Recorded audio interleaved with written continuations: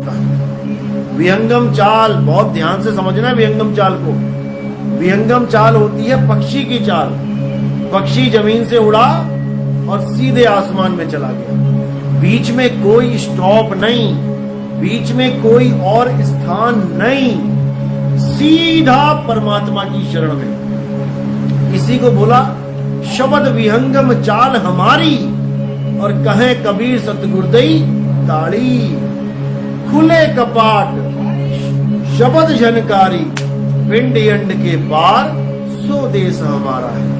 कर नैनो दीदार महल में प्यारा है, यानी पिंड अंड के पार, सीधे विहंगम चाल से पिंड अंड के पार पहुंचना है। लेकिन गुरुआ लोग क्या करते हैं कि नहीं नहीं, पहले तुम्हें नाभि में ध्यान करना पड़ेगा, नाभि में गांठ लगी है सांसों के साथ।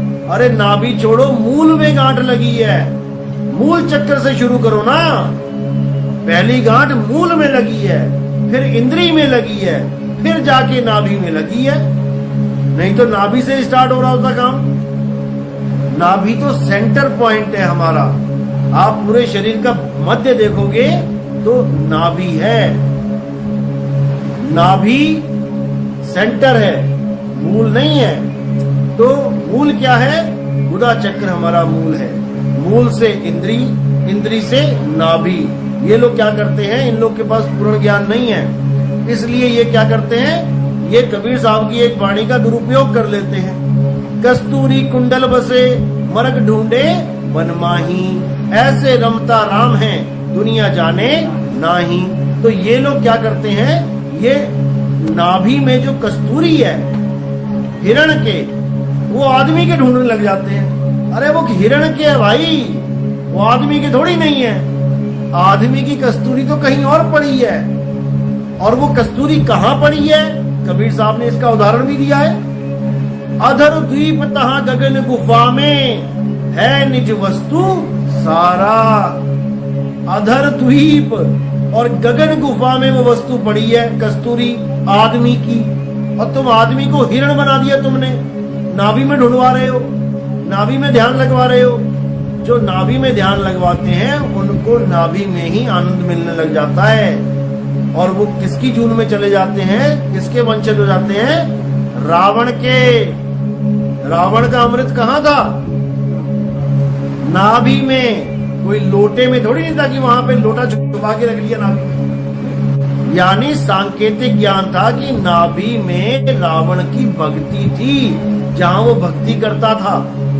नाभि में उसने अमृत रखा हुआ था, यानी उसका अमृत जो 10वें द्वार में है वो नाभि में ढूंढता था वो। इसीलिए मारा गया, इसीलिए मारा गया। तो कहते हैं अमृत के लिए क्या बोला, 9 द्वार नहोदर फीके, रस अमृत 10वें चुईजे। कि 9 द्वार नहोदर फीके, रस अमृत 10वें चुईजे। अब ये लोग नाभि को 10वां द्वार बता देते हैं कि नाभि ही 10वां द्वार है, जबकि नाभि 10वां द्वार नहीं है। नाभि है 12वां द्वार, जिसके द्वारा बच्चे को सारा खाना पीना मिलता है।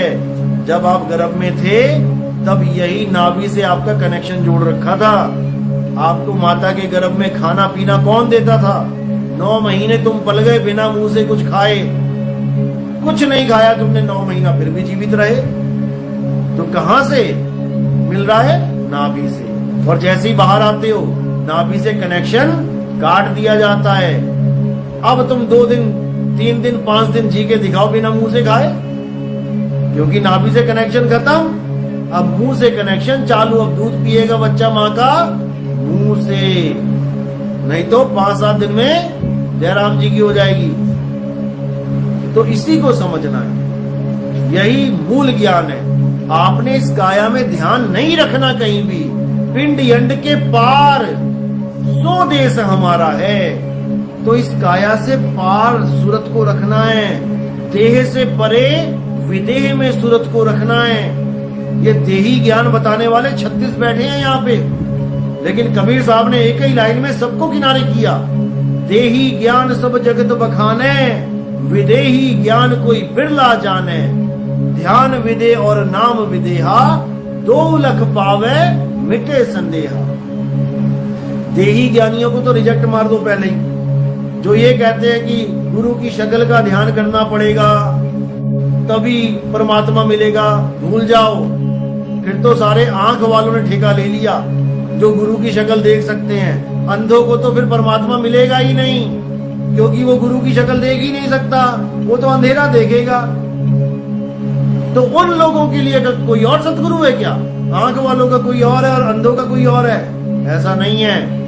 ये आंख वालों का जो गुरु बना बैठा है, ये असल में इंद्रिय ज्ञानी है।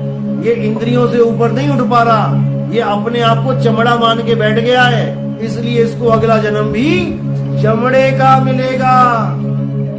और जो अपने आप को आत्मा जान लेता है, वो सदा सदा के लिए आत्मा में स्थित हो जाएगा। उसको इस चमड़े की जरूरत नहीं पड़ेगी, क्योंकि वो अपने स्वरूप को जानता है। इसीलिए साहिब ने कहा, जो अपने स्वरूप को नहीं जानता वो गुरुआ है, गुरुआ, गुरु नहीं है। गुरुआ तो घर घर फिरे, कौड़ी केर 50, और अपने रूप की खबर नहीं, शिष्य करण की आस। वो ये नहीं जान पा रहा कि मैं शरीर नहीं हूं, मैं आत्मा हूं, और शिष्य बनाने में लगा हुआ है। अब अपना स्वरूप क्या बता रहा है कि मेरी फोटो खींच के मेरी फोटो का ध्यान करो। अरे भाई, तेरी फोटो थोड़ी नहीं है ये 5 तत्वों की फोटो है। 5 तत्वों का शरीर है, तुम्हारी फोटो नहीं है ये। जैसे कोई आदमी कुम्हार मिट्टी का घड़ा बना दे, तो उसकी फोटो खींच रहे हो तो किसकी फोटो खींची तुमने? मिट्टी की फोटो खींची। ऐसे ही ये कुम्हार ने जो घड़ा बनाया है, ये 5 तत्व का, तुम अगर इसकी फोटो खींच के कह रहे हो कि इसका ध्यान करो, तो भाई तुम्हें अभी यही नहीं पता कि तुम मिट्टी नहीं हो। इसीलिए सारे गुरु जितने भी बैठे हैं, अपने स्वरूप को ना जानने के कारण खुद को आदमी मानते हैं और चेलों को आदमी और औरत मानते हैं, इसीलिए फंसे पड़े हैं। वो नाम को नहीं जानते कि नाम क्या ताकत है। नाम सब घट में समा रहा है। सब घट मेरा साइया, सुनी सेज ना कोय, और बलिहारी वा घट की, जिस घट प्रगट होए। वो नाम सब में विराजमान है। उसी को बोला, तुमसे कहूं मैं नाम विचारी, और ना वो ज्योत, ना पुरुष, ना नारी। वो नाम यानी आत्मा, आत्मदेव पुरुष और नारी नहीं है। जब आत्मा पुरुष और नारी नहीं है, तो तुम कैसे पुरुष और नारी हो गए जीव बन के? तुम भी पुरुष और नारी नहीं हो।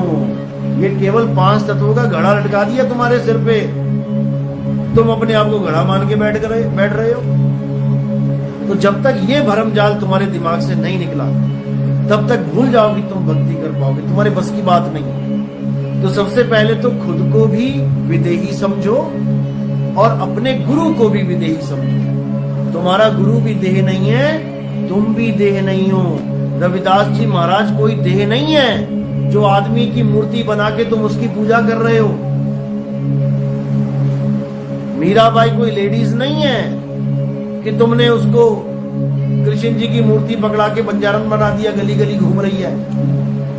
ये केवल देह है और हम देह से परे आत्मा है। इसीलिए कबीर साहब ने पूरा जोर लगाया आत्म ज्ञान के ऊपर। जब लगना चीनोगे आत्म, तब लगना मिली है परमात्म।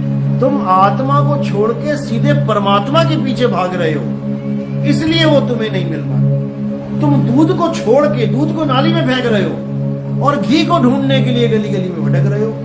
तुम्हें नहीं मिलने का, क्योंकि घी दूध में है और दूध की तुम्हें परख नहीं है कि दूध में घी है। तो परमात्मा कहाँ रहता है? हमारी आत्मा में। आत्म में राम, राम में आत्म, चीनस गुरमुख विचारे। कहीं और परमात्मा को नहीं ढूंढना है, परमात्मा हम सबकी आत्मा में विराजमान है। जैसे खुशबू फूल पे विराजमान है, तुम फूलों को रिजेक्ट मारते जाओ और खुशबू को ढूंढो, कहाँ मिलेगी? नहीं मिलेगी।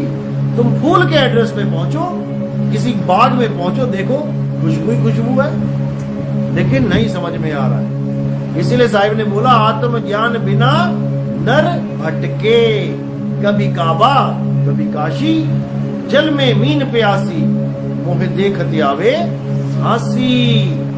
हमारी आत्मा में ही परमात्मा का वास है, लेकिन हम नहीं समझ पा रहे। हम गलती से अपनी काया में ढूंढने लग जा रहे हैं, क्योंकि वाणी का हमें अर्थ नहीं पता, क्योंकि हमें भेद नहीं पता। वाणी कह रही है सब कुछ अंदर बाहर नहीं, और बाहर खोज